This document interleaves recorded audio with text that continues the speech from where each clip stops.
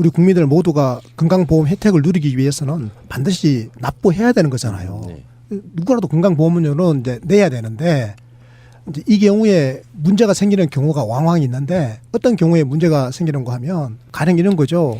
순이 엄마가 자기는 한 달에 건강보험료를 20만 원 내는 거예요. 그런데 옆집에 도리 엄마를 보니까 아니 자기보다 더 잘 살아 사실은 도리 엄마가. 그런데 자기의 절반인 10만 원만 내고 있는 거예요. 그러면 이제 화가 나는 거죠. 아니 나는 왜 저 옆집에 도리 엄마보다 더 못 사는데 보험료는 왜 내가 이렇게 많이 내야 돼? 이렇게 이제 화가 나는 겁니다. 이렇게 화난 그 우리 국민들이 건강보험공단 지역사무소를 수없이 찾아가요. 전화를 걸어가지고 항의하기도 하고 그리고 직접 찾아가가지고 막 따지기도 하고 이게 연간 5천만 건 정도 되니까요. 와. 온 국민이 한 번씩은 항의를 했다라고 보면 돼요. 왜냐하면 고지서는 매달 날라오잖아요. 건강보험료 내라고. 그거로 또 매달 통장에서 빠져나가는데 이제 여기에 불만이 있을 수가 있는 거죠. 그래서 건강보험료 이 부과는 굉장히 공정해야 됩니다. 그래서 우리 그 건강보험공단에서 그동안에 나름대로 노력을 안 한 게 아닌데 사실은 이제 제도라고 하는 것이 꾸준히 발전을 해야 되잖아요. 계속 개혁을 해야 되는데 어느 한순간에 이제 개혁을 멈춰버리게 되면 이렇게 문제가 생기게 되는 거죠. 그러네요. 그러면은 지금 이게 정부에서 발표한 건강보험료 부과체계 개편 방안 이게 아까 뭐 촛불의 성과물이라고도 하셨고 예. 근데 이게 사연이 뭐 굉장히 길고 뭐가 있다면서요. 그렇죠. 그 설명 좀 해주세요. 예. 우선 그 과정을 살펴보는 것 자체가 예. 의미가 있다고 생각하는데요.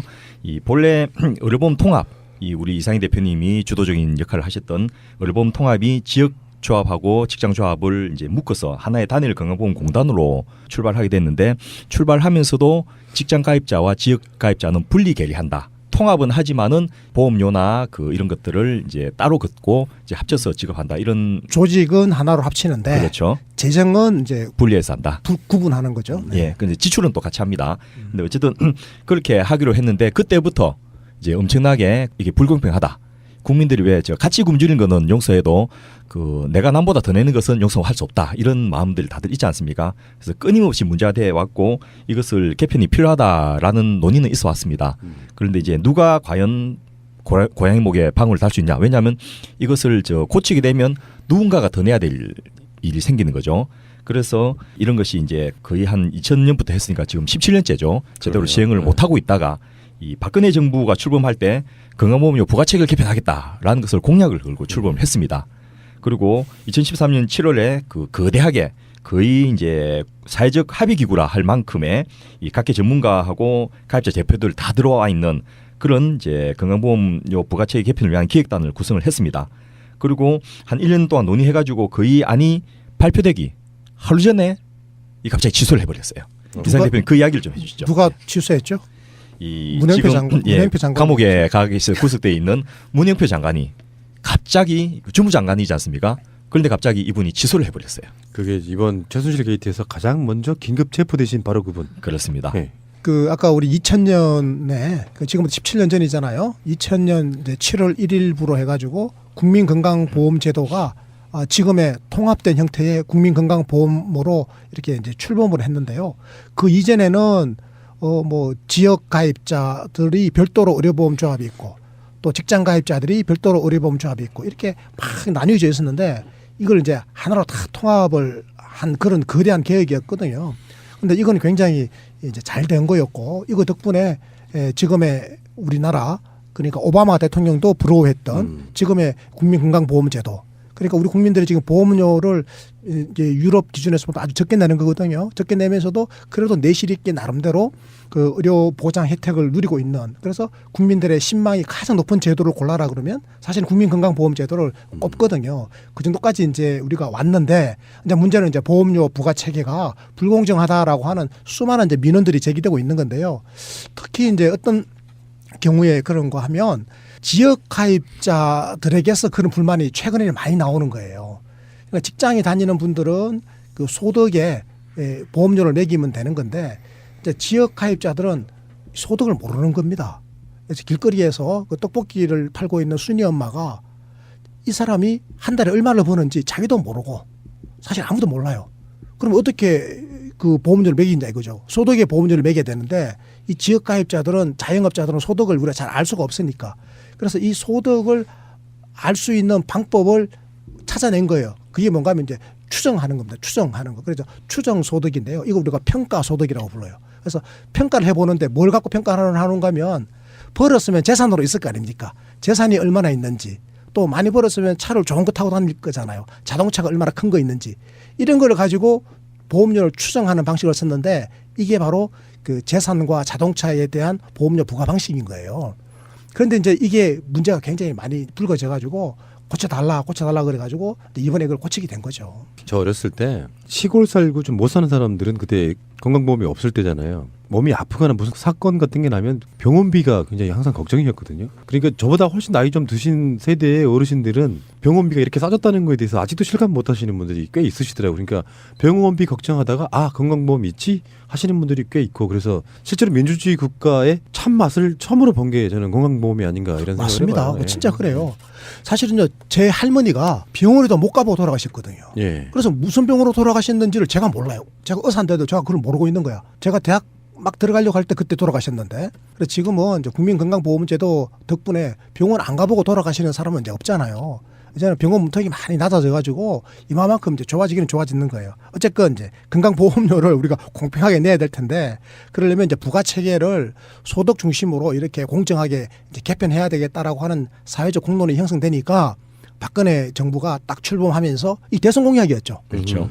출범하면서 대통령직 인수위원회가 구성되지 않습니까? 예. 그 인수위원회에서 이게 국정과제 하나로 채택된 거죠. 예, 예. 국정과제로 채택되니까 이제 보건복지부가 그 위원회를 기획단을 꾸려가지고 준비를 했을 거 아닙니까? 예. 이 기획단에는 이제 우리 사회의 저명한 전문가라든지 뭐 시민사회 대표들이 쭉 참여했을 거고 여기서 하나의 안건을 만들었을 거 아닙니까?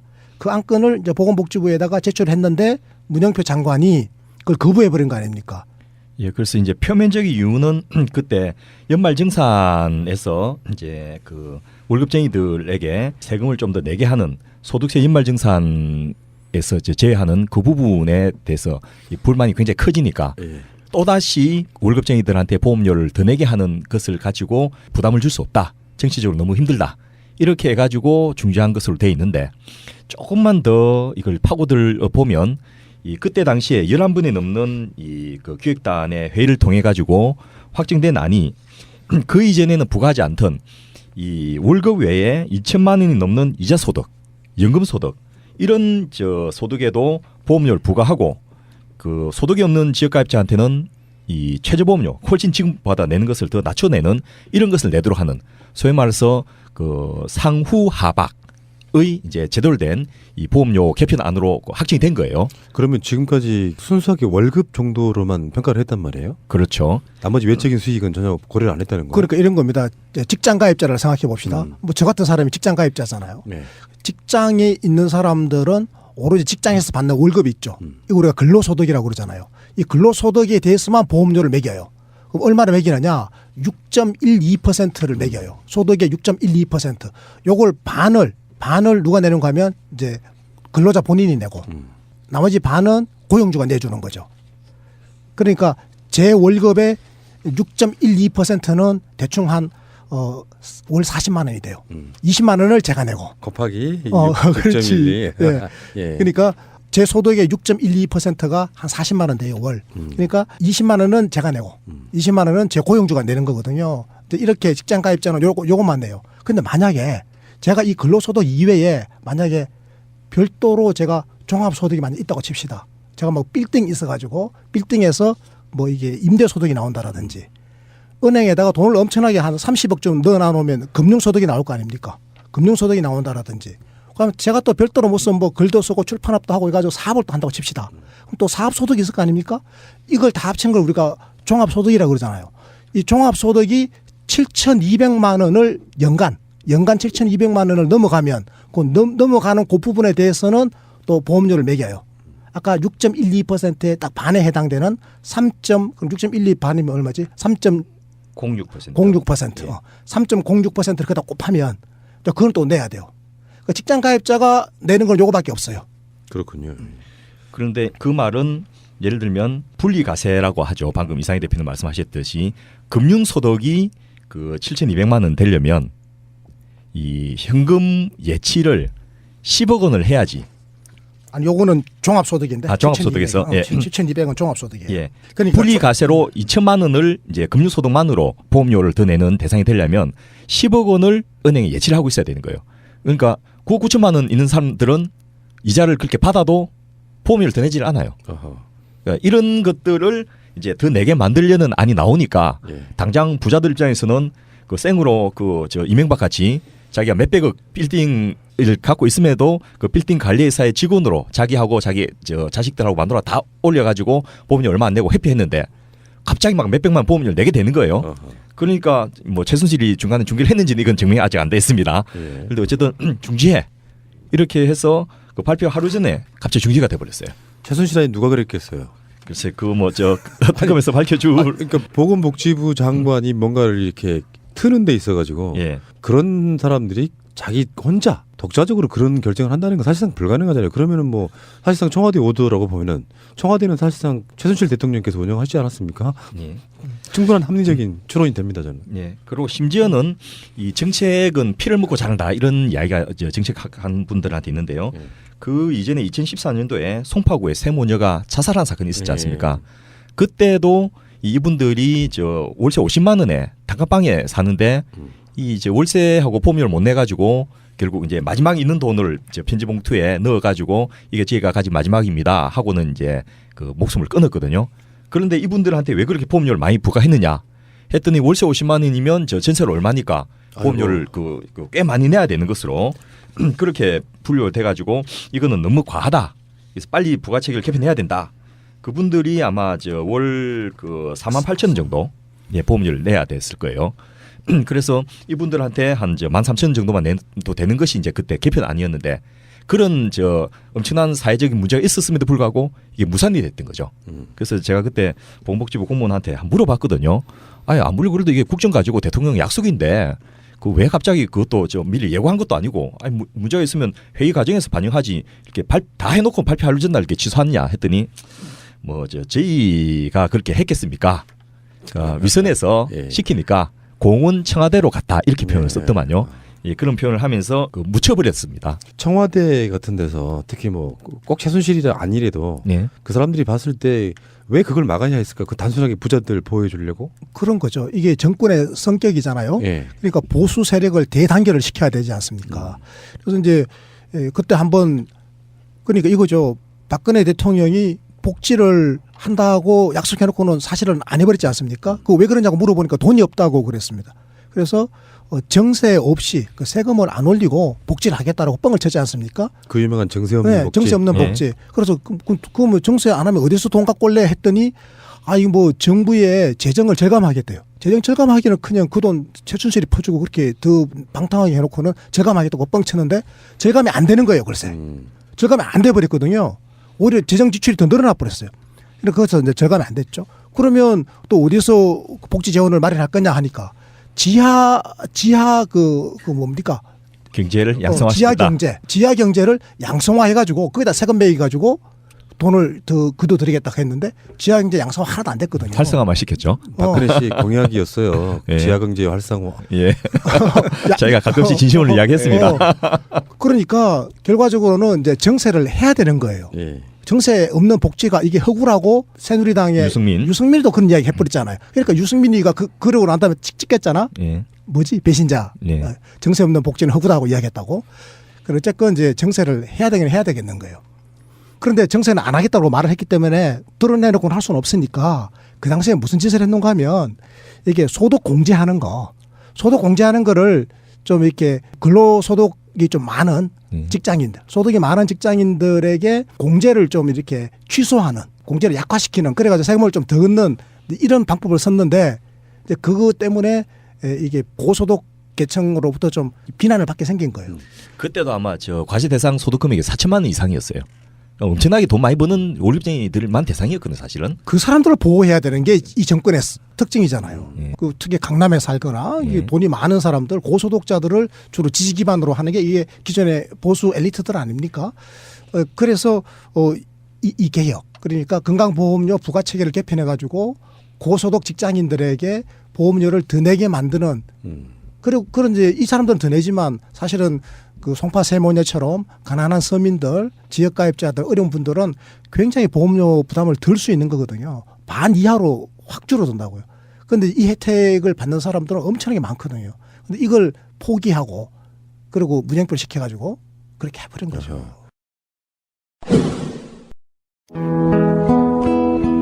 아기 돌잔치, 결혼식 답례품, 단체 기념품 등 이 세상에 없는 것도 맞춤 가능하다는 갤러리 기프트.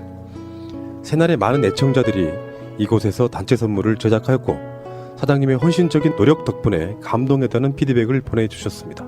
연대를 실천하시는 애청자님들과 욕 대신 감사하다는 말을 듣게 해주신 사장님께 감사를 드립니다. www.gallerygift.co.kr 1666-5404 여성 여러분, 골반이 삐딱하면 허리가 아파요. 아랫배가 나와요. 골반이 바로서야 건강도 아름다움도 바로섭니다. 바디로직을 입으세요. 토크밴드의 입체적인 탄력이 틀어진 골반을 바로잡습니다. 간편하고 확실한 골반 교정 타이즈 바디로직. 삐딱한 남성 골반에도 역시 바디로직. 바디로직의 효과를 못 느끼셨다면 100% 환불해드립니다. 자세한 환불 조건은 홈페이지를 참조하세요. 모두가 건강하고 행복한 세상을 위한 나눔의 가치. 의료비 걱정 없는 건강하고 아름다운 사회를 위해 바디로직은 아름다운 재단과 함께합니다. 결혼기념일이라고 남편이 꽃을 사갔더라고. 행복하겠다, 언니. 차라리 돈으로 주지. 먹을 수도 없고 나중에 버리기도 힘들고 말이야. 그러나 마음을 전할 때 꽃보다 좋은 것은 없습니다. 인생에 있어서 돈이 전부는 아닙니다. 꽃은 기쁨과 슬픔을 함께합니다. 새가 날아든다와 연대하는 전국 꽃배달 자미원 꽃집. 010-3608-7576 여보, 고마워. 이상희 대표님, 세금을 계산해 보니까 대략 연봉이 나오더라고요. 두 분들은 다 거기에 해당되시는 분들인데도 왜 지금 이러고 계세요? 이야기 한번 해보세요. 왜 그래? 첫째 뭐 방금 이 사례만 예를 들었어도요. 네. 예를 들어서 그 안이 추진됐으면 지금 우리나라에 200만 명의 보험료 못 내는 체납자가 있습니다. 보험료 못 내면 당장 건강보험 혜택을 못 받아요. 전 국민 의료보험이 된다고 그렇게 세계적으로 자랑하고 떠드는데 물경 200만 명이 혜택을 못 받는 거예요. 제가 매일 진료를 보고 있으면 어느 날 갑자기 멀쩡하게 생긴 사람이 일반으로 접수돼 오는 거예요. 그래서 물어보면 사실은 제가 사업이 실패하고 보험료를 체납돼서 그렇습니다. 이렇게 하는데 그 사람 3,700만 내면 될 사람이 2만 원, 3만 원을 내야 되는 거예요. 그래서 필요한 처치를 해도 안 받고 막 가버리고 이런 일을 보면 아이고. 야 이거는 말도 아니다. 그리고 이건 정말 우리가 돈 더 내더라도 해야 되겠다 이런 생각이 들 수밖에 없거든요. 혹시 정권 바뀌면은 예? 다른 건 몰라도요. 뭐 악성 채무 이런 거는 또 나중 이야기고 예? 건강보험료 이렇게 밀린 보험료 있잖아요. 예. 그런 거 탕감해주는 그런 정책 한번 해야 되는 거 아니에요? 우리 건강보험 하나로 정착하면 싹 해결할 수 네. 있습니다. 어떤 사람이 한 몇 년을 이렇게 제 주위에 그런 사람 하나 있어요. 건강보험료가 한 10년치가 밀려 있으니까 예. 더 이상 병원을 못 가는 거예요. 그래서 제가 그거를 보면서 저런 정도 되면은 탕감해줘야 되는 게 맞지 않겠느냐. 실제 수익이 없었는데 예. 그걸 어떻게 지금 또 했을까? 이제 그 3개월만 내면 일단 혜택은 받을 수 있게 되는데 예. 그걸 완전히 탕감해주면 또 도덕적 해이가 생기고 물론 200만 명이 대부분 이제 선의의 악성 채무자들인데 이 아주 나쁜 의도로 하는 악성 채무자도 있거든요. 이제 그런 분들하고 가려내는 그런 이제 정책이 세밀하게 있어야 되기 때문에 무조건 탕감은 이건 안 되는데 어쨌든 정상적으로 200만 명을 본의 아니게 범죄자를 만드는 거예요. 체납자를 만들고 이런 건 없어야 되고 또 예를 들어서 이 6살짜리 애 아무런 소득도 없고 수익이 없는 애한테 합법적으로 보험료 징수를 독촉하는 거 이게 우리나라에서는 가능한 거예요. 법적으로 그렇게 하게 돼 있거든요. 이건 말이 안 되잖아요. 그러니까 그런 거 보면 차라리 내가 돈 더 내고 말지. 아니면 내가 돈을 더 보태서라도 그런 사람 구제해야 되겠다는 생각이 들 수밖에 없는 거죠. 그러면은 정부의 어떤 개편안이 나왔고요. 예. 어떻게 바꾸겠다는 거예요? 자, 제가 요걸 네. 이제 직장 가입자부터 한번 설명해 볼까요? 자, 직장 가입자는 기본적으로 근로소득에 대해서 6.12%의 보험료를 내지 않습니까? 요거는 변동이 없습니다. 누구라도 그대로 내는 겁니다. 제가 한 달에 20만 원 내고 있는 것도 그대로 그냥 내는 겁니다. 근데 다만 직장 가입자의 근로소득 이외의 보수 있지 않습니까? 예를 들면 임대소득이라든지 금융소득이라든지 이런 걸 우리가 종합소득이라고 그러지 않습니까? 이 종합소득이 7,200만 원, 연간 7,200만 원을 넘으면 거기에 대해서 지금 보험료가 부과되고 있지 않습니까? 요 7,200만 원을 2천만 원으로 다운시킨 겁니다. 그러니까 2천만 원만 넘으면 이제는 건강보험료를 내야 되는 거예요. 2천만 원 넘는 부분에 대해서. 만약에 연간 금융소득이 연간 종합소득이 만약에 1억이 나왔다. 그러면 2천만 원 넘는 부분은 이제 8천만 원이지 않습니까? 요 8천만 원에 대해서 3.06을 곱해요. 요만큼을 이제 보험료로 내야 되는 거죠. 이렇게 되니까 그 직장 가입자 중에서 과외 소득, 과외로 종합소득이 많은 이 좀 부유한 계층들 있죠. 이분들이 이제 보험료 부담이 좀 가중되는 거죠. 이거를 우리 사회 보수 세력들은 싫어하는 겁니다. 그리고 박근혜 대통령이나 이 보수 정당, 집권 여당에서는 이런 분들에 대해서 좀 자꾸 연민을 갖고 있다는 게 문제예요, 사실은. 그리고 또 하나 더 있습니다. 직장 가입자들 외 가족들 있지 않습니까? 이거 우리가 피부양자라고 부르거든요. 그런데 이 피부양자는 보험료를 한 푼도 안 내지 않습니까? 지난번에 왜 국민건강보험공단 이사장을 지내셨던 분이 그랬죠. 나는 이제 은퇴를 해가지고 나이가 많이 들었는데 연금을 받는다. 공무원 오래 했기 때문에. 연금을 한 달에 가령 뭐 수백만 원을 받는데 그분이 아마 한 달에 300만 원 돈 받을 겁니다. 그런데 나는 내 자식에게 얹혀가지고 피부양자가 되어 있으니 보험료를 한 푼도 안 낸다. 그리고 나는 재산도 있고 다달이 300만 원 소득이 있는데도 보험료 하나도 안 내고 그리고 송파 세모녀는 소득도 하나도 없고 당장 지금 먹을 게 없는 사람들인데도 한 달에 48,000원씩 보험료를 내야 되고 이게 말이 되느냐라고 이야기를 해서 이 심경 고백이 사회적으로 큰 파장을 일으켰거든요. 그렇습니다. 이 피부양자 문제를 해결해야 되는데 근데 이제 피부양자들은 에게 보험료를 이제 부과를 하게 되면 역시 우리 사회의 엘리트들이라든지 좀 있으신 분들 고소득자들이죠. 이런 분들이 이제 보험료를 내야 되는 상황에 처하게 되거든요. 요 피부양자 문제를 우리 이상우 선생님 좀 설명해 드리죠. 실제로 지금 우리나라에 이 소득이 있는 피부양자가 한 280만 명 정도 됩니다.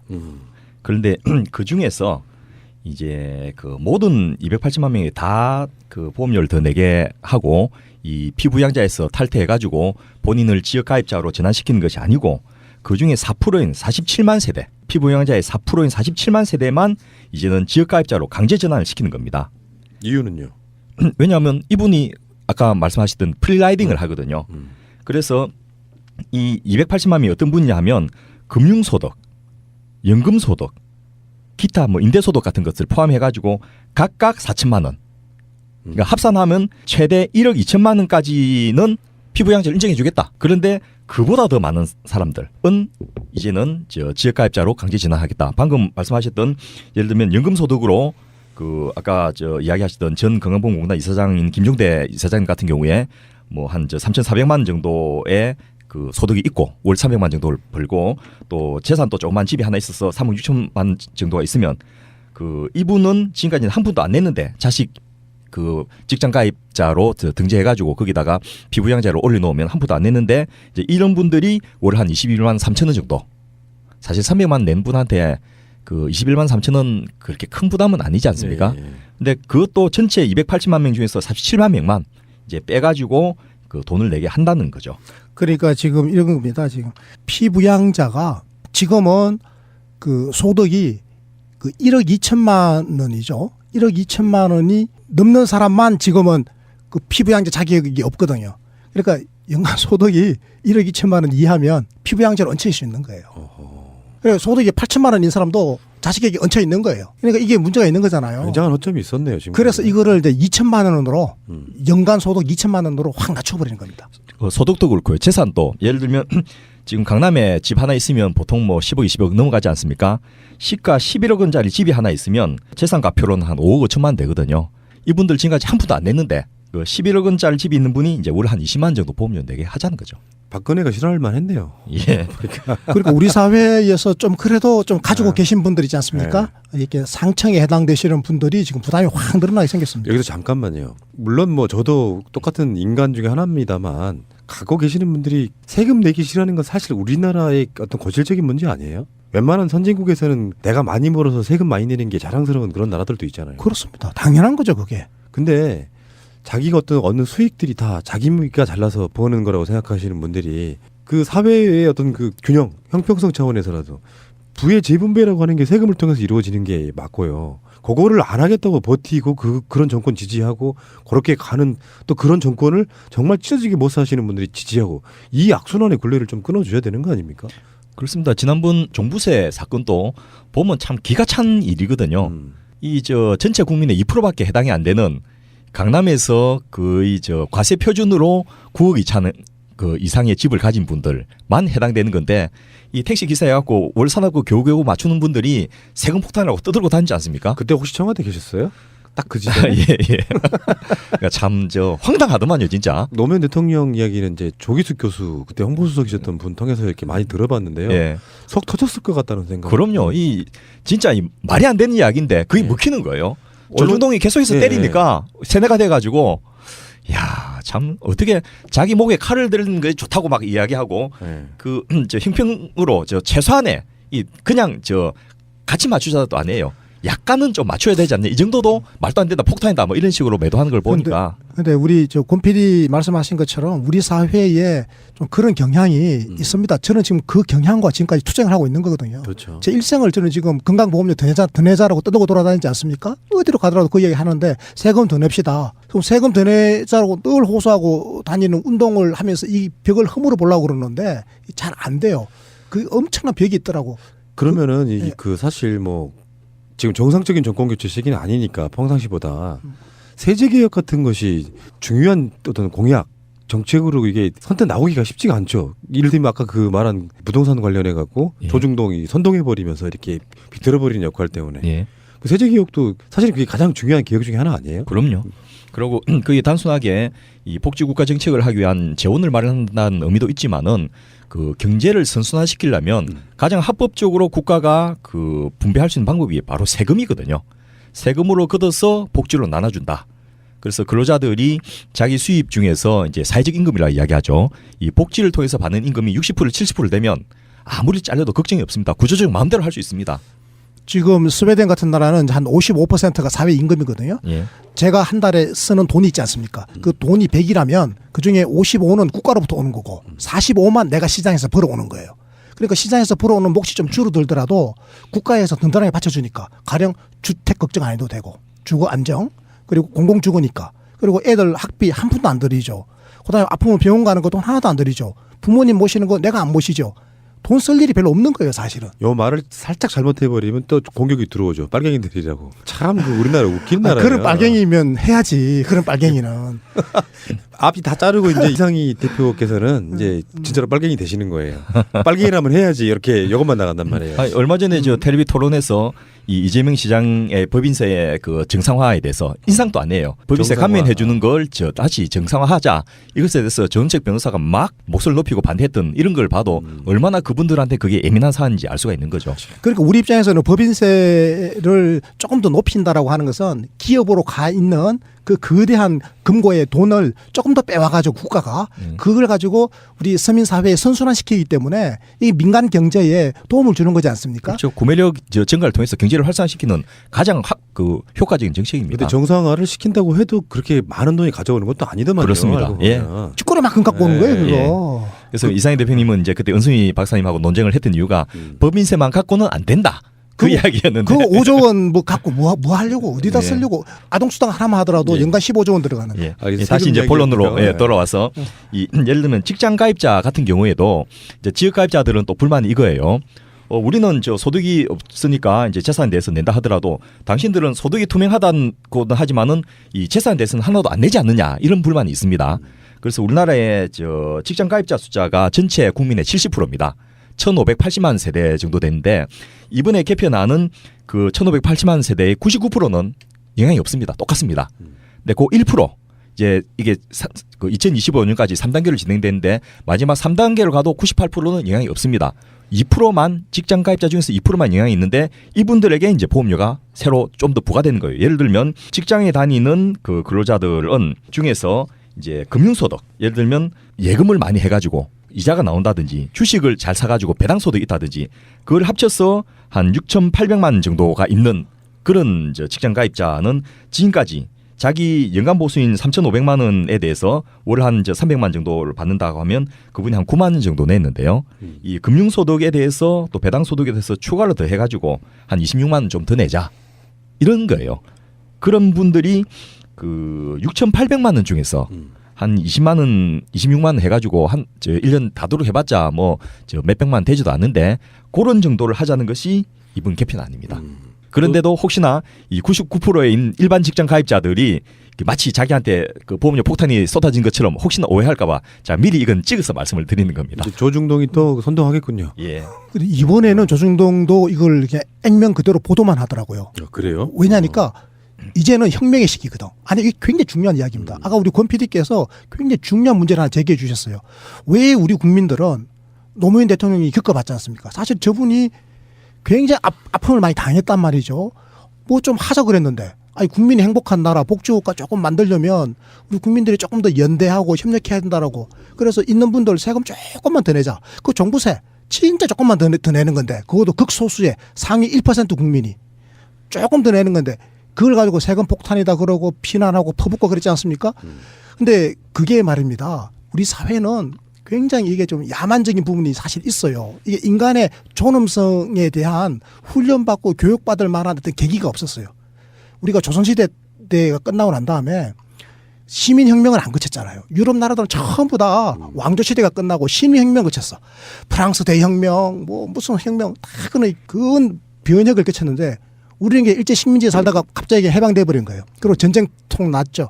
그러니까 우리 국민들이 말이죠. 조선시대의 사고방식과 그리고 해방 이후에 들어온 서구의 자본주의의 그 나만 살자라고 하는 미국식의 사고방식 이게 이제 겹쳐지면서 그러니까 신분제 사회적 요소와 그리고 이게 시장 만능주의적인 이 자본주의적인 요소가 결합되면서 나만 살자라고 하는 그런 희한한 문화가 만들어져 가지고 말이죠. 그래서 이걸 깨야 되는데 이런 겁니다. 내가 열심히 노력해가지고 성공해가지고 돈 많이 벌었는데 왜 내가 세금을 내야 되냐고 이렇게 항변해버리는 게 이게 어이없는 일이 벌어지는 겁니다. 그러니까요. 혼자 돈 벌 수 있는 사람은 이 지구상에 없어요. 예를 들면 무슨 회사를 운영하는 사람이면 사주는 사람이 있고 그걸 열심히 팔아주고 만들어주는 직원이 있고 그래서 그 사람이 부자가 되는 거에 대한 사회적 책임인 거잖아요. 그렇죠. 그냥 그런 사람들은 그냥 달나라 같은데 한 명씩 이렇게 살게끔 내버려 둬봐야 내 세금 80%도 내고 내가 다시 돌아가고 싶다 이런 소리를 하는 거죠 이게. 그리고 그런 거 있지 않습니까? 자기가 돈 많이 벌어서 사회적으로 좋은 차 타고 좋은 집에 살면서 좋은 거 먹고 뭐 이렇게 사는 그 자체가 못 사는 사람들이 있기 때문에 빛나는 거예요. 그런 사회적 책임에 대한 것이 없는 사람들은 사실 우리나라에서 부자 소리 들을 자격 없고요. 그냥 돈벌레 들이라고 저는 봐야 되는 거고요. 방송 들으시는 분들 중에는 없겠죠. 왜냐하면 이분들은 진짜 그런 졸부 스타일의 부자들은 우리 예청자는 한 명도 없습니다. 지금이 제가 혁명 시기라고 말했던 게 바로 그겁니다. 과거 노무현 대통령 시기 때 그 종부세 조금 가지고 조정대가 얼마나 사람을 죽여놨습니까? 근데 지금은요. 사실 이게 더 큰 일이거든. 이게 엄청난 일입니다. 사실은. 그런데도 이게 가만히 있어요. 액면 그대로 그냥 사실 보도만 하고 이에 대해 가지고 뭐 특별하게 뭐 반대하는 의견을 안 내놓고 있단 말이죠. 그게 왜 그런가 하면 민심이 무서운 거예요, 지금. 촛불 민심이. 근데 그 일반인들 입장에서는 탄핵이 이제 빨리 좀 나왔으면 좋겠는데 그 사이에 텀상 저 사람들이 또 뭔가 모략을 꾸밀지 몰라서 굉장히 불안한 측면도 없지 않아 있거든요. 그렇기 때문에 이런 시기에 이 소위 말해서 그 패시브 웨이팅, 수동적인 기다림이 아니고 액티브 웨이팅, 능동적인 기다림을 해야 됩니다. 바로 이런 것들을 혁명적인 전국을 활용해갖고 과감하게 치고 나가서 뭐 다음 정국까지 갈 것 없이 이런 건 조기에 통과시켜버리고 법제화해버리고 이런 식으로 나가야지 이 분위기가 계속 끌려가면서 탄핵이 기정사실화되고 또 실제로 탄핵이 되어도 뭐 달라질 게 뭐가 있습니까? 국민들 생활이 실제로 바뀌어야지 이게 혁명이 되지 않겠습니까? 바로 그런 것들을 체감하게 하는 것이 저는 굉장히 중요하기 때문에 정치권에서 이거 기다리지 말고 예를 들면 2020년까지 3단계로 나눠서 하지 말고 조기에 해버립시다. 그렇죠. 이런 식으로 이 정도는 밀고 나갈 수 있는 게 아닌가 싶습니다. 보니까 예. 직장 가입자 같은 경우는 거의 변동 없고요. 일반 직장인들은. 그렇죠. 고액의 금융소득 보유자들은 월 17만 원 좀 이상 조금 더 내는 것 같고요. 예. 고액의 상가 임대 소득자들이 월 13만 원 좀 더 내는 것 같고요. 이게 일반 국민들 생각에 제일 배 아픈 겁니다. 자기는 겨우겨우 한 달에 300만 월급 받아오는데 마누라가 이 투자를 잘해가지고 상가가 하나 있는데 이게 알짜배기인 거예요. 네. 한 달에 500만 원씩 월세가 나와. 그러면 연간 6천만 원의 보수 외 소득이 있는 거예요. 네. 근데 이 사람들 보험료는 똑같이 300만 원 근거해서 9만 2천밖에 안 내는 거예요. 아까 그 옆집하고 비교해 그렇죠. 바로 그분. 예. 그런데 이분이 이제 그 60만 원 내서 보험료를 13만 원 더 내가지고 한 달에 22만 5천 내면 그래도 조금은 덜 억울하지 않겠습니까? 그러니까 지금 종합소득이 6천만 원 생겼지 않습니까? 예. 지금은 7,200만 원 이하니까 예. 지금은 안 내고 있거든 여기에 대해서는. 근데 요거를 이제 2천만 원으로 확 낮춰버리면 2천만 원 이상 6천만 원 이하니까 그 4천만 원 공백이 있잖아요. 그 4천만 원만큼은 이제 보험료를 내는 거죠. 그래서 이 조치를 빨리 해버려야 돼요. 그러고 보면은 이 건강보험료 자체가 사실은 굉장히 세금 성격이 강하네요. 예, 저희가 배울 때 이제 보험료는 세금이 아니다 이런 이야기를 하지만은 그래도 우리나라는 외국에 비해서 이 사회보험 부담률이 너무 낮습니다. 다른 OECD 평균이 전체의 9% 정도인데 우리나라가 3% 정도밖에 안 되지 않습니까? 그래도 적어도 이 남의 반은 따라가야죠. 그러려면 보험료, 4대 보험료를 통해서라도 일정 정도 그 양극화, 부의 재분배를 어느 정도 하는 것이 굉장히 시급하고 필요한 사안인 거죠. 근데 어쨌건 이게 건강보험 제도든 국가가 세금으로 조달한 돈으로 국가 재정으로 국민의 건강을 돌보든 간에 어쨌건 이제 국민의 건강을 돌보는데 들어가는 이 재원이지 않습니까? 근데 이게 유럽 국가들을 보면 전체 유럽 국가들 중에서 한 3분의 2 정도의 국가들은 직접 국민으로부터 세금을 받습니다. 세금을 걷어가지고 이 돈으로 국민들의 건강을 돌보는 데 쓰는 거죠. 예를 들면 뭐 영국이라든지 뭐 스웨덴이라든지 뭐 이런 나라들이 이제 그렇게 하는 나라들이잖아요. 그런데 전체 저 유럽 국가들 중에 한 3분의 1 정도 나라들은 우리나라처럼 그 의료보험제도, 사회보험으로서의 의료보험제도를 운영하고 있는데 이 나라들의 경우에는 소득의 일정 금액을 정률이죠. 정률로 내도록 해가지고 이 돈으로 이제 그 우리 의료비를 조달하고 있단 말이죠. 그래서 제가 이렇게 두 그 유형을 비교하는 이유가 영국이나 스웨덴 같은 세금으로 하는 나라는 세금은 누진제로 걷지 않습니까? 그러니까 건강보험료 자체가 의료비 자체가 누진적으로 조달되는 거고 독일이라든지 뭐 프랑스처럼 우리나라와 같이 이렇게 보험료로 조달하는 것은 자기 소득의 일정 비율만 내게 하는 거거든요. 이 누진율이 아니고 정률이잖아요. 지금 보험료가 소득의 6.12% 이렇게 되는 거니까요. 그런 차이가 있다라는 거죠. 그러면은 이렇게 보험료가 높아지면 특정 다는 그렇지 않다고 생각해요. 운영위원장님이나 대표님 같은 분들은 좋아 더 낼게 하실 분들이고 어떤 분들은 반발하실 거 아니에요. 뭐 그런 대책은 있습니까? 물론 이제 당연히 돈을 더 내야 되는 분들이 반발이 있고 또 그분들이 힘이 센 분들이고 또 그분들이 이제 보수 언론하고 밀착된 분들이고 해서 쉽지는 않을 거예요. 그런데 첫째는 이제 혁명적 전국을 타서 복지부도 붙들고 안 하고 있다가 욕들을 먹느니 정부 말기에 한번 설 흘려나 보자. 이렇게 해서 자기들이 하겠다라는 발표가 아니고 국회에서 이런 안을 정부 안으로 갖고 있습니다라는 발표를 공청회로 이제 한 거예요. 그러고 이제 슬쩍 공을 이제 정치권에 넘긴 거죠.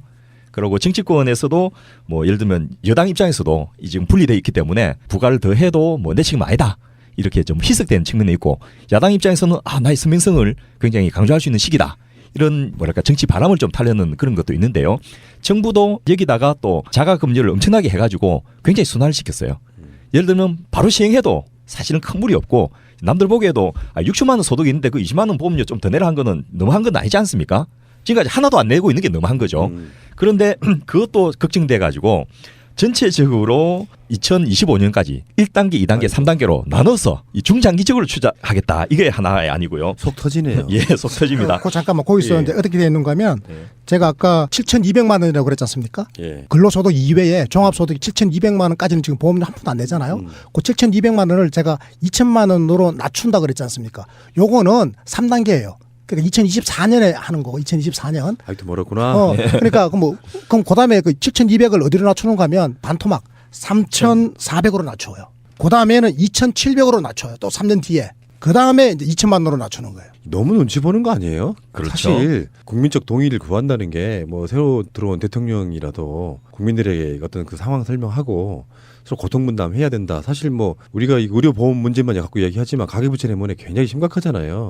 이럴 때 대한민국이라는 공동체의 붕괴를 막기 위해서라도 지금 가지신 분들이 좀 더 내놓으셔야 된다. 그거 반대할 대다수 국민들이 어디 있겠어요. 지금 상위 2%에 해당되는 일이거든요. 예. 상위 2% 국민을 설득을 못 해가지고 그 상위 2%면 얼마나 잘 사시는 분들입니까? 근로소득 이외에 과외로 말이지 이게 수천만 원의 소득이 생기는 이런 분들에게 정상적으로 보험료를 더 내라고 말하는 게 그게 뭐 그렇게 대단히 어려운 거라고 청와대나 정부나 하는지 보십시오. 3단계까지 간답니다. 이거 3단계까지 질질 끌어가지고. 예, 거기다 또 재미난 거는 이제 예를 들면 지역가입자 같은 경우에 전체 국민의 30%로 한 757만 세대 정도가 되는데 이분들한테는 보험료 인하가 대부분이 이 예를 들면 583만 세대 정도가 인하가 됩니다.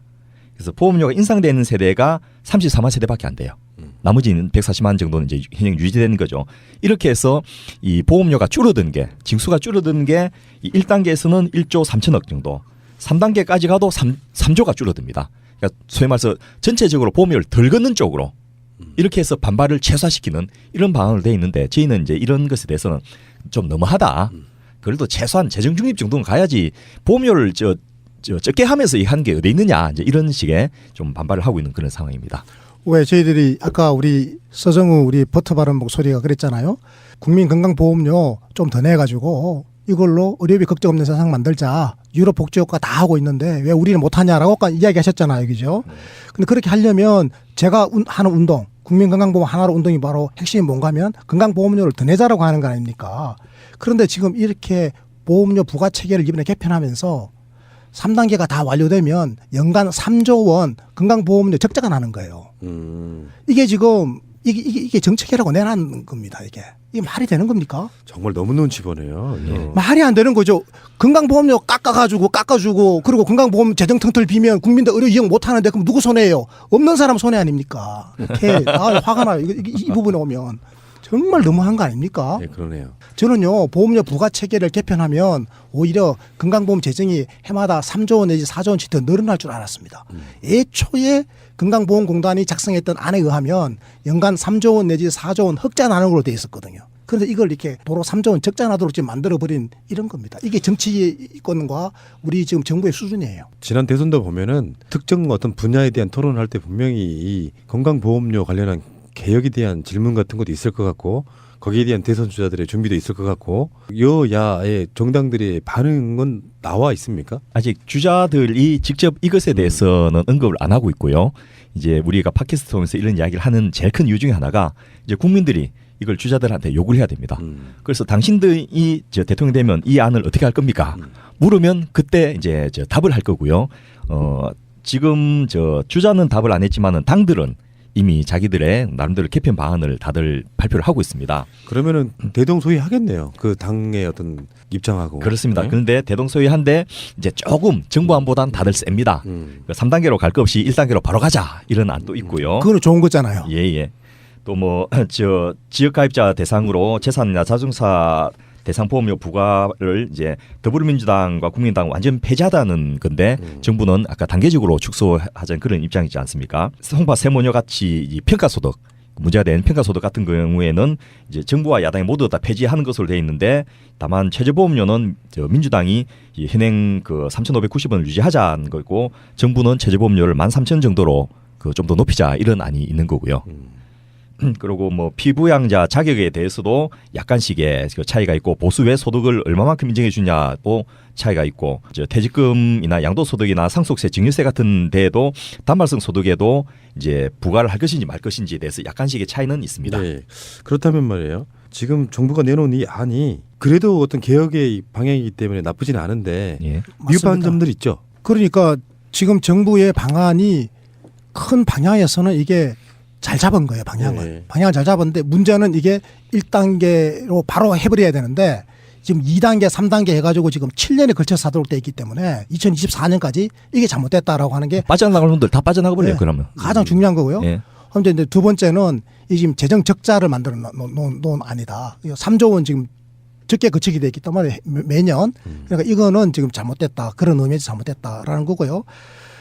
그리고 정부가 국민과 함께 모든 것을 의논해야 되는데 지금 이게 갑자기 안 한다고 내게 숨겨놨다가 또 갑자기 또 이렇게 또 들고 나오고 하는 거 이런 것도 좀 문제가 있다고 생각해요. 그런 것들이 대응할 수 있는 유일한 팟캐스트. 예, 그렇습니다. 국민들은 몰라요. 그게 네. 좋은 건지 나쁜 건지도 모르고요. 국민의 주민을 지켜주는 유일한 팟캐스트. 이거를 분석하는 데 시간이 좀 걸리셨겠어요? 아 그런데 이제 이거 하는 게 제가 업이기 때문에 나오면 그렇구나. 바로 딱 뜹니다. 요거 뭐가 꼼수다라든지. 그렇죠. 한 분야에서 한 20년 하면 대강 도가 좀 트거든요. 그렇죠. 그렇죠. 예. 네. 근데 제가 30년째 하고 있으니까 그리고 또 하나 예를 들면 네. 이번에 대책 중에서 이 생계형 체납자에 대한 대책이 미흡한 게 결정적으로 좀 문제가 됩니다. 아까 우리가 말했던 바로 그거죠. 그렇습니다. 지금 200만 명이 저 체납 세대 6개월 이상 체납된 세대이고요. 이 가구원 숫자를 세대가 아니고 가구원 숫자로 하면 물경 400만 명이 달합니다. 이분들이 지금 보험 혜택을 못 받고 있는데 많이 아파도 병원 못 가는. 그렇죠. 그 이 중에서 보험료 5만 원 이하 체납자 많은 것도 아니고 5만 원입니다. 5만 원 이하 체납자가 이 116만 세대나 됩니다. 월 말하는 거예요? 총액이 말하는 거예요? 그 월이죠, 월. 월. 예, 그래서 이분들은 이 건강보험의 사각지대라 보기에는 너무 규모가 큰 거예요. 그러니까 이분들은 이 정부의 대책으로 13,000씩 해도 어차피 그 돈 못 내요. 계속해서 이저 신용불량자의 그 체납자에 그 이렇게 남아 있게 되거든요. 그래서 이런 분들에 대해서는 좀 과감하게 그 좀 더 그 최저보험료를 낮춰주는 그런 대책이 들어가야 되는 거죠. 보험료 전체를 적자로 만들 게 아니고 차라리 흑자로 만들어서 이분들에게 혜택을 더 주는 것이 저는 옳은 정책이 아닌가 싶습니다. 예를 들어서 우리나라는 의료 보호 대상자가 160만 정도밖에 안 됩니다. 미국같이 이 자본주의의 자유방임적인 의료제도를 가진 나라에서도 메디케어, 메디케이드가 전체 국민의 5% 정도는 커버를 하거든요. 우리나라는 5% 하면 이게 숫자가 얼마입니까? 그래서 결과적으로는 이게 건강보험료 부과체계를 바꾸자라고 하는 거, 개편하자라고 하는 것의 핵심적인 어떤 가치 내지 목표는 공정성이잖아요. 그렇죠. 그래서 능력만큼 내도록 하자라고 하는 건데 그동안에 우리 사회가 능력이 있음에도 불구하고 안 내는 것을 당연시 해온 이 나쁜 관행을 이번에 뜯어고친다라는 의미에서 좀 굉장히 중요하다. 이것이 가능해지는 어떤 시대적인 동력이 지금 하나의 그 촛불 시민혁명으로 만들어진 거이기 때문에 이제는 이번 기회에 이 공정성을 달성해야 되겠다. 그런데 이제 여기에만 머물러 버리면 우리는 한치도 또 나갈 수가 없잖아요. 더 나아가기 위해서는 건강보험료를 우리가 더 내겠다라고 하는 그래서 우리가 유럽 수준의 그 건강의료복지국가를 만들겠다라고 하는 이제 그런 마음가짐을 이번에 좀 가지는 게 중요할 것 같다 이런 생각이 듭니다. 부가 체계를 바꾸면서 그 공정성을 높이면서 동시에 보험급여 확대까지를 가야지 이게 실제로 그렇죠. 그 국민들에게 혜택이 되는 거거든요. 결국 목적이 불균등을 그 약간 더 균등하게 하자. 뭐 그렇게 해도 어차피 이제 불만인 사람은 일정 정도 생길 수밖에 없습니다. 뭐 연간 5천만 명 정도의 민원이 되지는 않겠지만은 근데 그것을 100% 맞추기보다는 그것을 저 최소로 줄여가면서 대신에 보험료의 보장률을 높이면 더 많은 국민들의 혜택을 볼 수 있거든요. 그러니까 똑같은 에너지를 가지고 어디에 쓸 거냐를 생각할 때 좀 더 효율적이고 효과적으로 쓰는 방안을 생각한다면 부가체계 개편과 연동해서 보험료를 인상해서 보험 급여를 보장률을 높이는 이쪽으로 가는 것이 훨씬 더 낫지 않느냐라는 것이 제 생각입니다. 또 이렇게 이야기를 듣다 보니까 지금 적자가 난다면서요. 이 안으로 가면은 연간 뭐 3조? 그러면은 만약에 그게 다 고갈되면 그냥 삼성생명 들어라 이렇게 되는 거 아니에요 혹시? 바로 그겁니다 지금. 그렇게 되고 있다니까요. 그래서 지금 민주당 안을 보면 재정 중립이죠. 예. 그래 재정 중립으로 가야 되는 거예요. 알겠습니다. 오늘은 그 주제에 비해서는 굉장히 재밌었어요. 제가 계속 병원 다니는 생각을 하고 있었거든요. 지금 내가 돈을 더 얼마를 더 내야 될까? 저는 그렇게 생각해요. 뭐 어떤 주자가 대통령 되는 거 좋죠. 그러면은 그 대선 주자가 대통령 되면 다 해줄 것 같잖아요. 이렇게 막 지지하고 이런 게 있잖아요. 근데 구체적으로 요구하지 않으면 아무리 깨어 있는 대통령도 거기에 중점을 둘 수가 없다. 저는 그렇게 생각을 하거든요. 내가 대통령이 되면 최소한 후보 시절에 우리 지지자들이 가장 강력하게 요구했던 그것만큼은 꼭 해야지 하는 우선순위가 달라진다는 거예요. 이거 굉장히 중요하다고 생각이 듭니다. 여소야대이기도 하고 뭐 등등의 여러 가지 어떤 상황들을 묶어내면 지금은 한 10수년간 그러니까 민주정부 이후에 못해왔던 기억들을 한꺼번에 해낼 수도 있는 아직까지는 좋은 동력이 있는 그런 시대가 아닌가 싶어요. 저희가 김대중 노무현 두 대통령을 가까이서 모시면서 참 안타까웠던 것들이 저분들의 저런 노력과 의지가 저렇게 안 먹히는구나. 그리고 그 이유는 디테일한 방안이 없기 때문이라는 것을 이제 저희가 알게 된 거죠. 그래서 유은중 쌤이 쓴 이제 문화유산 답사 경에 보면 아는 만큼 보인다 이런 구절이 있지 않습니까? 정책도 똑같아요. 국민이 요구하는 만큼 이루어지고 현실화됩니다. 그렇죠. 예, 그래서 지금 이 시점에서 저는 억울하면 공부해라. 여러분이 현실이 답답하면 이 새가 날아든다 팟캐스트를 열심히 듣고서 메모하고 이것을 가지고 정당의 홈페이지에도 글 쓰고 대선 주자들한테 요구하면 현실이 될 수 있습니다. 그래서 2월 7일 어떤 정권 교체인가 이 토론에 오셔서 우리가 어떤 정책을 요구해야 되는지 함께 고민해 보십시다. 2월 7일 오전 10시입니다. 국회의원회관 제2소회의실입니다. 그리고 거기 가셔가지고요. 우리 팟캐스트 방송도 한다고 홍보를 해주세요. 서로 간에 그게 돼야지. 예. 그래서 그 나오신 대선 주자분들이 꼭 한번 들어봐야겠다. 예. 정권 교체 싱크탱크 줄여서 정싱 한번 꼭 들어봐야겠다. 이렇게 분위기를 한번 만들어 주셔야죠. 네, 알겠습니다. 대선 주자분들이 이제 참고하는 팟캐스트가 되겠습니다. 그 지금 급조되시는 분들이 있어요. 후보들 중에 예. 그런 분들은 이 시리즈만 좀 들어도 굉장히 훌륭한 공약 만들 수 있다. 자, 명절 끝나고 다시 일상으로 돌아왔습니다. 정권 교체가 우리 눈앞에 다가와 있는 바로 그 시점에 여러분과 함께하는 방송 정권 교체 싱크탱크였습니다. 다음 주에 뵙겠습니다. 고맙습니다. 고맙습니다. 그렇습니다.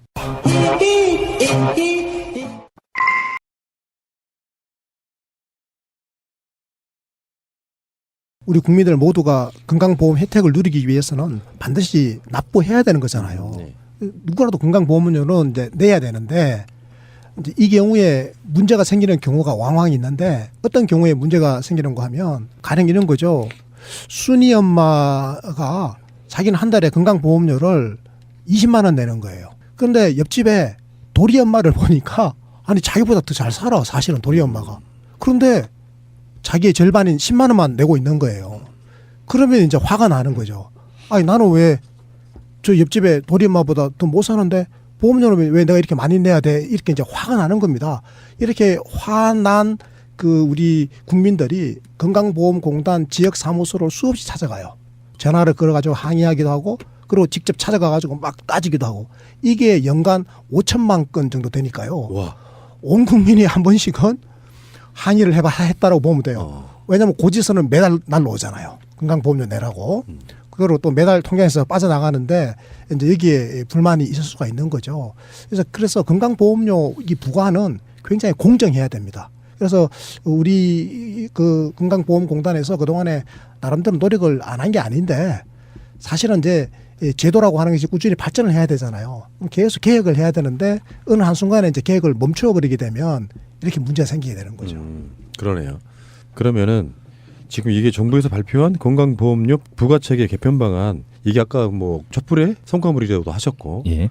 근데 이게 사연이 뭐 굉장히 길고 뭐가 있다면서요. 그렇죠. 그 설명 좀 해주세요. 예. 우선 그 과정을 살펴보는 것 자체가 네. 의미가 있다고 생각하는데요. 이 본래 의료보험 통합, 이 우리 이상희 대표님이 주도적인 역할을 하셨던 의료보험 통합이 지역 조합하고 직장 조합을 이제 묶어서 하나의 단일 건강보험공단으로 출발하게 됐는데 출발하면서도 직장 가입자와 지역 가입자는 분리 계리한다. 통합은 하지만은 보험료나 그 이런 것들을 이제 따로 걷고 이제 합쳐서 지급한다. 이런 조직은 하나로 합치는데 그렇죠. 재정은 이제 분리해서 한다. 구분하는 거죠. 네. 예, 근데 지출은 또 같이 합니다. 근데 어쨌든 그렇게 하기로 했는데 그때부터 이제 엄청나게 이게 불공평하다. 국민들이 왜 저 같이 굶주린 거는 용서해도 그 내가 남보다 더 내는 것은 용서할 수 없다. 이런 마음들이 다들 있지 않습니까? 그래서 끊임없이 문제가 돼 왔고 이것을 개편이 필요하다라는 논의는 있어 왔습니다. 그런데 이제 누가 과연 고양이 목에 방울을 달 수 있냐? 왜냐하면 이것을 저 고치게 되면 누군가가 더 내야 될 일이 생기는 거죠. 그래서 이런 것이 이제 거의 한 2000년부터 했으니까 지금 17년째죠. 제대로 그러네요. 시행을 네. 못 하고 있다가 이 박근혜 정부가 출범할 때 건강보험료 부과체계를 개편하겠다라는 것을 공약을 걸고 출범을 했습니다. 그리고 2013년 7월에 그 거대하게 거의 이제 사회적 합의 기구라 할 만큼의 이 각계 전문가하고 가입자 대표들 다 들어와 있는 그런 이제 건강보험료 부과체계 개편을 위한 기획단을 구성을 했습니다. 그리고 한 1년 동안 논의해가지고 거의 안이 발표되기 하루 전에 이 갑자기 취소를 해버렸어요. 이상희 대표님 그 이야기를 좀 해주시죠. 누가 취소했죠? 이 문영표 지금 장관, 예, 문영표 장관. 감옥에 가 있어 구속돼 있는 문영표 장관이 갑자기 주무장관이지 않습니까? 그런데 갑자기 이분이 취소를 해버렸어요. 그게 이번 최순실 게이트에서 가장 먼저 긴급 체포되신 바로 그분. 그렇습니다. 네. 그 아까 우리 2000년에 그 지금부터 17년 전이잖아요. 2000년 이제 7월 1일부로 해가지고 국민건강보험제도가 지금의 통합된 형태의 국민건강보험으로 이렇게 이제 출범을 했는데요. 그 이전에는 뭐 지역 가입자들이 별도로 의료보험 조합이 있고 또 직장 가입자들이 별도로 의료보험 조합이 있고 이렇게 막 나뉘어져 있었는데 이걸 이제 하나로 다 통합을 한 그런 거대한 계획이었거든요. 근데 이건 굉장히 이제 잘 된 거였고 이거 덕분에 지금의 우리나라 그러니까 오바마 대통령도 부러워했던 지금의 국민건강보험제도 그러니까 우리 국민들이 지금 보험료를 이제 유럽 기준에서 보다 아주 적게 내는 거거든요. 적게 내면서도 그래도 내실 있게 나름대로 그 의료 보장 혜택을 누리고 있는, 그래서 국민들의 신망이 가장 높은 제도를 골라라 그러면 사실 국민건강보험제도를 꼽거든요. 그 정도까지 이제 우리가 왔는데, 이제 문제는 이제 보험료 부과 체계가 불공정하다라고 하는 수많은 이제 민원들이 제기되고 있는 건데요. 특히 이제 어떤 경우에 그런 거 하면 지역 가입자들에게서 그런 불만이 최근에 많이 나오는 거예요. 그러니까 직장에 다니는 분들은 그 소득에 보험료를 매기면 되는 건데, 이제 지역 가입자들은 소득을 모르는 겁니다. 그래서 길거리에서 그 떡볶이를 팔고 있는 순이 엄마가 이 사람이 한 달에 얼마를 버는지 자기도 모르고 사실 아무도 몰라요. 그럼 어떻게 그 보험료를 매긴다 이거죠. 소득에 보험료를 매겨야 되는데, 이 지역 가입자들은, 자영업자들은 소득을 우리가 잘 알 수가 없으니까, 그래서 이 소득을 알 수 있는 방법을 찾아낸 거예요. 그게 뭔가 하면 이제 추정하는 겁니다. 추정하는 거. 그래서 추정 소득인데요. 이거 우리가 평가 소득이라고 불러요. 그래서 평가를 해보는데 뭘 갖고 평가를 하는가 하면, 벌었으면 재산으로 있을 거 아닙니까? 재산이 얼마나 있는지, 또 많이 벌었으면 차를 좋은 거 타고 다닐 거잖아요. 자동차가 얼마나 큰 거 있는지, 이런 걸 가지고 보험료를 추정하는 방식을 썼는데, 이게 바로 그 재산과 자동차에 대한 보험료 부과 방식인 거예요. 그런데 이제 이게 문제가 굉장히 많이 불거져 가지고 고쳐달라 그래가지고 이번에 그걸 고치게 된 거죠. 저 어렸을 때 시골 살고 좀 못 사는 사람들은 그때 건강보험이 없을 때잖아요. 몸이 아프거나 무슨 사건 같은 게 나면 병원비가 굉장히 항상 걱정이었거든요. 그러니까 저보다 훨씬 나이 좀 드신 세대의 어르신들은 병원비가 이렇게 싸졌다는 거에 대해서 아직도 실감 못 하시는 분들이 꽤 있으시더라고요. 그러니까 병원비 걱정하다가 건강보험 있지 하시는 분들이 꽤 있고, 그래서 실제로 민주주의 국가의 참맛을 처음으로 본 게 저는 건강보험이 아닌가 이런 생각을 맞습니다. 해봐요. 예. 진짜 그래요. 사실은요, 제 할머니가 병원에도 못 가보고 돌아가셨거든요. 예. 그래서 무슨 병으로 돌아가셨는지를 제가 몰라요. 제가 의사인데도 제가 그걸 모르고 있는 거야. 제가 대학 막 들어가려고 할 때 그때 돌아가셨는데, 그래서 지금은 이제 국민건강보험제도 덕분에 병원 안 가보고 돌아가시는 사람은 이제 없잖아요. 이제는 병원 문턱이 많이 낮아져가지고 이만큼 이제 좋아지기는 좋아지는 거예요. 어쨌건 이제 건강보험료를 우리가 공평하게 내야 될 텐데, 그러려면 이제 부가 체계를 소득 중심으로 이렇게 공정하게 이제 개편해야 되겠다라고 하는 사회적 공론이 형성되니까, 박근혜 정부가 딱 출범하면서 이 대선 공약이었죠. 그렇죠. 출범하면서 대통령직 인수위원회가 구성되지 않습니까? 예. 그 인수위원회에서 이게 국정과제 하나로 채택된 거죠. 예. 국정과제로 채택되니까 이제 보건복지부가 그 위원회를, 기획단을 꾸려가지고 준비를 했을 거 아닙니까? 예. 이 기획단에는 이제 우리 사회의 저명한 전문가라든지 뭐 시민사회 대표들이 쭉 참여했을 거고, 여기서 하나의 안건을 만들었을 거 아닙니까? 그 안건을 이제 보건복지부에다가 제출했는데 문영표 장관이 그걸 거부해버린 거 아닙니까? 예, 그래서 이제 표면적인 이유는 그때 연말정산에서 이제 그 월급쟁이들에게 세금을 좀 더 내게 하는 소득세 연말정산에서 이제 제외하는 그 부분에 대해서 이 불만이 굉장히 커지니까 예. 또다시 월급쟁이들한테 보험료를 더 내게 하는 것을 가지고 부담을 줄 수 없다. 정치적으로 너무 힘들다. 이렇게 해가지고 중지한 것으로 돼 있는데, 조금만 더 이걸 파고들 보면 이 그때 당시에 11분이 넘는 이 그 기획단의 회의를 통해 가지고 확정된 안이 그 이전에는 부과하지 않던 이 월급 외에 2천만 원이 넘는 이자 소득, 연금 소득, 이런 저 소득에도 보험료를 부과하고, 그 소득이 없는 지역 가입자한테는 이 최저보험료 훨씬 지금보다 내는 것을 더 낮춰내는 이런 것을 내도록 하는, 소위 말해서 그 상후 하박의 이제 제대로 된 이 보험료 개편안으로 확정이 된 거예요. 그러면 지금까지 순수하게 월급 정도로만 평가를 했단 말이에요? 그렇죠. 나머지 외적인 수익은 전혀 고려를 안 했다는 거예요? 그러니까 이런 겁니다. 직장 가입자를 생각해 봅시다. 뭐 저 같은 사람이 직장 가입자잖아요. 네. 직장에 있는 사람들은 오로지 직장에서 받는 월급이 있죠. 이거 우리가 근로소득이라고 그러잖아요. 이 근로소득에 대해서만 보험료를 매겨요. 그럼 얼마를 매기느냐? 6.12%를 매겨요. 소득의 6.12%. 요걸 반을 누가 내는가 하면 이제 근로자 본인이 내고, 나머지 반은 고용주가 내주는 거죠. 그러니까 제 월급의 6.12%는 대충 한 월 40만 원이 돼요. 20만 원을 제가 내고. 곱하기 그렇지. 6.12. 예. 예. 그러니까 제 소득의 6.12%가 한 40만 원 돼요, 월. 그러니까 20만 원은 제가 내고 20만 원은 제 고용주가 내는 거거든요. 이렇게 직장 가입자는 요것만 내요. 근데 만약에 제가 이 근로소득 이외에 만약에 별도로 제가 종합소득이 만약 있다고 칩시다. 제가 뭐 빌딩 있어가지고 빌딩에서 뭐 이게 임대소득이 나온다라든지 은행에다가 돈을 엄청나게 한 30억 좀 넣어놔 놓으면 금융소득이 나올 거 아닙니까? 금융소득이 나온다라든지.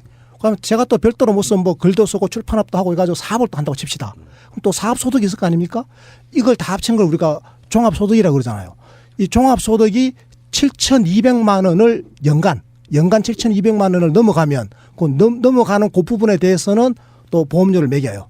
아까 6.12%에 딱 반에 해당되는 6.12 반이면 얼마지? 06%. 3.06%. 예. 3.06%를 거기다 곱하면 또 그건 또 내야 돼요. 그 직장 가입자가 내는 건 요거밖에 없어요. 그렇군요. 그런데 그 말은 예를 들면 분리과세라고 하죠. 방금 이상희 대표님 말씀하셨듯이 금융소득이 그 7,200만 원 되려면 이 현금 예치를 10억 원을 해야지. 아니 요거는 종합소득인데. 종합소득에서 7,200원 종합소득이에요. 예. 그러니까 분리과세로 2천만 원을 이제 금융소득만으로 보험료를 더 내는 대상이 되려면 10억 원을 은행에 예치를 하고 있어야 되는 거예요. 그러니까 9천만 원 있는 사람들은 이자를 그렇게 받아도 보험료를 더 내지를 않아요. 그러니까 이런 것들을 이제 더 내게 만들려는 안이 나오니까 당장 부자들 입장에서는 그 생으로 그 저 이명박 같이 자기가 몇백억 빌딩을 갖고 있음에도 그 빌딩 관리회사의 직원으로 자기하고 자기 저 자식들하고 만들어 다 올려가지고 보험료 얼마 안 내고 회피했는데 갑자기 막 몇백만 보험료를 내게 되는 거예요. 그러니까 뭐 최순실이 중간에 중지를 했는지는 이건 증명이 아직 안 됐습니다. 그런데 어쨌든 중지해 이렇게 해서 그 발표 하루 전에 갑자기 중지가 돼버렸어요. 최순실한테 누가 그랬겠어요? 글쎄 그 뭐 저 특검에서 밝혀줄 그러니까 보건복지부 장관이 뭔가를 이렇게 트는 데 있어가지고 예. 그런 사람들이 자기 혼자 독자적으로 그런 결정을 한다는 건 사실상 불가능하잖아요. 그러면은 뭐 사실상 청와대 오더라고 보면은 청와대는 사실상 최순실 대통령께서 운영하지 않았습니까? 예. 충분한 합리적인 추론이 됩니다, 저는. 예. 그리고 심지어는 이 정책은 피를 먹고 자란다 이런 이야기가 정책한 분들한테 있는데요. 그 이전에 2014년도에 송파구에 세 모녀가 자살한 사건이 있었지 않습니까? 그때도 이분들이 저 월세 50. 근데 이걸 포기하고 그리고 무쟁표를 시켜가지고 그렇게 해버린 거죠.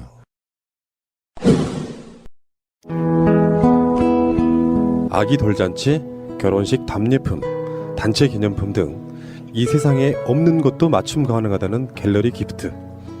새날의 많은 애청자들이 이곳에서 단체 선물을 제작하였고 사장님의 헌신적인 노력 덕분에 감동했다는 피드백을 보내주셨습니다.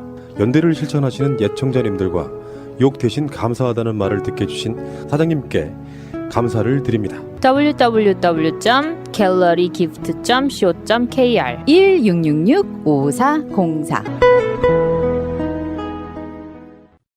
여성 여러분, 골반이 삐딱하면 허리가 아파요. 아랫배가 나와요.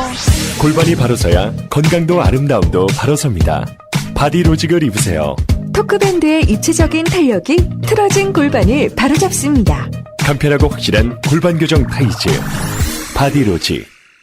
삐딱한 남성 골반에도 역시 바디로직. 바디로직의 효과를 못 느끼셨다면 100% 환불해 드립니다. 자세한 환불 조건은 홈페이지를 참조하세요. 모두가 건강하고 행복한 세상을 위한 나눔의 가치. 의료비 걱정 없는 건강하고 아름다운 사회를 위해 바디로직은 아름다운 재단과 함께합니다. 결혼 기념일이라고 남편이 꽃을 사왔더라고. 행복하겠다, 언니. 차라리 돈으로 주지. 먹을 수도 없고 나중에 버리기도 힘들고 말이야.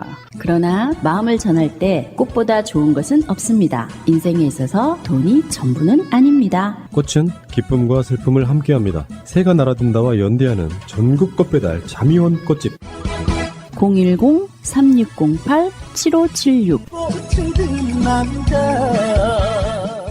여보 고마워. 이상희 대표님 세금을 계산해 보니까 대략 연봉이 나오더라고요. 두 분들은 다 거기에 해당되시는 분들인데도 왜 지금 이러고 계세요? 이야기 한번 해보세요. 첫째 뭐 방금 이 사례만 예를 들었어도요. 네. 예를 들어서 그 안이 저 추진됐으면 지금 우리나라에 200만 명의 보험료 못 내는 체납자가 있습니다. 보험료 못 내면 당장 건강보험 혜택을 못 받아요. 전 국민 의료보험이 된다고 그렇게 저 세계적으로 자랑하고 떠드는데 물경이 200만 명이 혜택을 못 받는 거예요. 제가 매일 진료를 보고 있으면 어느 날 갑자기 멀쩡하게 생긴 사람이 일반으로 접수돼 오는 거예요. 그래서 물어보면 사실은 제가 저 사업이 실패하고 보험료를 체납돼서 그렇습니다. 이렇게 하는데 그 사람 저 3,700만 내면 될 사람이 2만 원, 3만 원을 내야 되는 거예요. 그래서 필요한 처치를 해도 안 받고 막 가버리고 이런 일을 보면 아이고. 야 이거는 말도 아니다. 그리고 이건 정말 우리가 돈 더 내더라도 해야 되겠다 이런 생각이 들 수밖에 없거든요. 혹시 정권 바뀌면은 예? 다른 건 몰라도요. 뭐 악성 채무 이런 거는 또 나중 이야기고 예? 건강보험료 이렇게 밀린 보험료 있잖아요. 예. 그런 거 탕감해주는 그런 정책 한번 해야 되는 거 아니에요? 아 우리 건강보험 하나로 정착하면 싹 그 해결할 수 네. 있습니다. 어떤 사람이 한 뭐 몇 년을 이렇게 제 주위에 그런 사람 하나 있어요. 건강보험료가 한 10년치가 밀려 있으니까 예. 더 이상 병원을 못 가는 거예요. 그래서 제가 그거를 보면서 저런 정도 되면은 탕감해줘야 되는 게 맞지 않겠느냐. 실제 수익이 없었는데 예. 그걸 어떻게 지금 또 했을까? 이제 그 3개월만 내면 일단 혜택은 받을 수 있게 되는데 예. 그걸 완전히 탕감해주면 또 도덕적 해이가 생기고 물론 200만 명이 대부분 이제 선의의 악성 채무자들인데 이 아주 나쁜 의도로 하는 악성 채무자도 있거든요. 이제 그런 분들하고 가려내는 그런 이제 정책이 세밀하게 있어야 되기 때문에 뭐 무조건 탕감은 이건 안 되는데 어쨌든 정상적으로 200만 명을 본의 아니게 범죄자를 만드는 거예요. 10,000 원에 단칸방에 사는데 이 이제 월세하고 보험료를 못 내 가지고 결국 이제 마지막에 있는 돈을 이제 편지 봉투에 넣어 가지고 이게 제가 가진 마지막입니다 하고는 이제 그 목숨을 끊었거든요. 그런데 이분들한테 왜 그렇게 보험료를 많이 부과했느냐 했더니 월세 50만 원이면 저 전세를 얼마니까 보험료를 꽤 많이 내야 되는 것으로 그렇게 분류돼 가지고 이거는 너무 과하다. 그래서 빨리 부가책을 개편해야 된다. 그분들이 아마 월 48,000원 정도 보험료를 내야 됐을 거예요. 그래서 이분들한테 한 13,000원 정도만 내도 되는 것이 이제 그때 개편 아니었는데 그런 엄청난 사회적인 문제가 있었음에도 불구하고 이게 무산이 됐던 거죠. 그래서 제가 그때 보건복지부 공무원한테 물어봤거든요.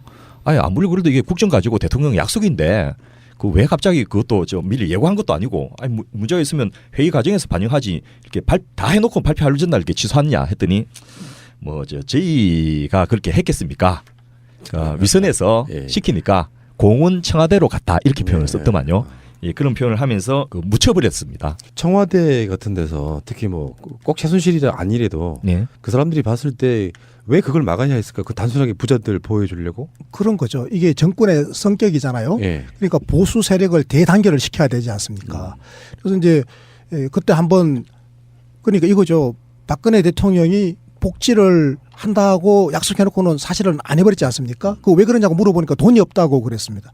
그래서 정세 없이 그 세금을 안 올리고 복지를 하겠다라고 뻥을 쳤지 않습니까? 그 유명한 정세 없는 네, 복지. 정세 없는 네. 복지. 그래서 뭐 정세 안 하면 어디서 돈 갖고 올래 했더니 이거 뭐 정부의 재정을 절감하겠대요. 재정 절감하기는 그냥 그 돈 최순실이 퍼주고 그렇게 더 방탕하게 해놓고는 절감하겠다고 뻥쳤는데 절감이 안 되는 거예요, 글쎄.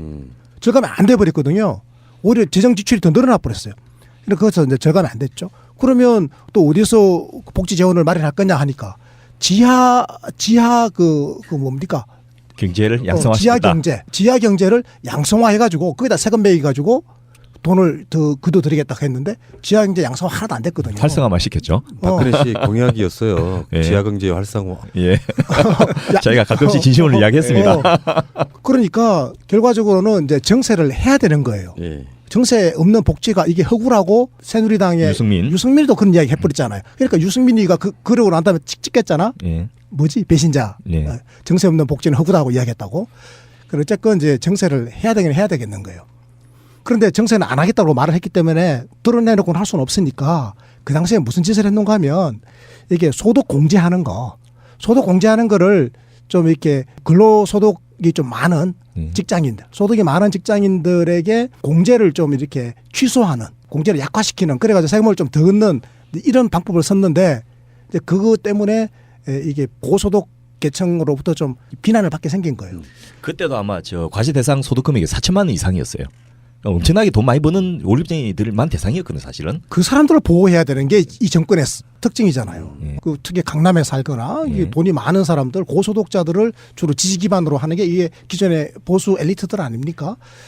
그래서 이 개혁, 그러니까 건강보험료 부과체계를 개편해가지고 고소득 직장인들에게 보험료를 더 내게 만드는 그리고 그런 이제 이 사람들은 더 내지만 사실은 그 송파 세모녀처럼 가난한 서민들, 지역가입자들, 어려운 분들은 굉장히 보험료 부담을 덜 수 있는 거거든요. 반 이하로 확 줄어든다고요. 그런데 이 혜택을 받는 사람들은 엄청나게 많거든요.